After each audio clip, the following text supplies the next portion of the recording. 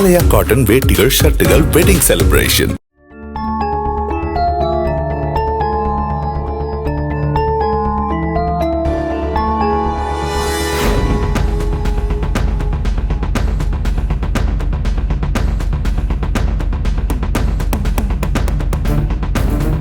துபாயில் பல்பொருள் கடை நடத்தி வந்தவர் தூத்துக்குடி மாவட்டத்தில் உள்ள சொந்த ஊருக்கு வந்தபோது வெட்டி கொல்லப்பட்டார்.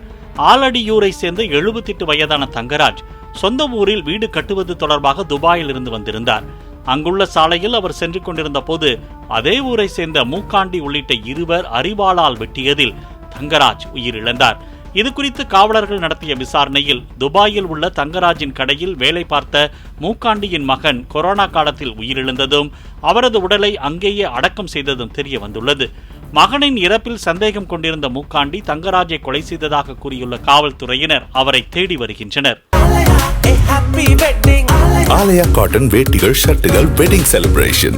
பிளே ஸ்டோர் மற்றும் ஆப் ஸ்டோரில் இருந்து பாலிமர் செயலியை QR கோடு மூலம் பதிவிறக்கம் செய்யுங்கள். செய்திகளை உடனுக்குடன் பெறுங்கள்.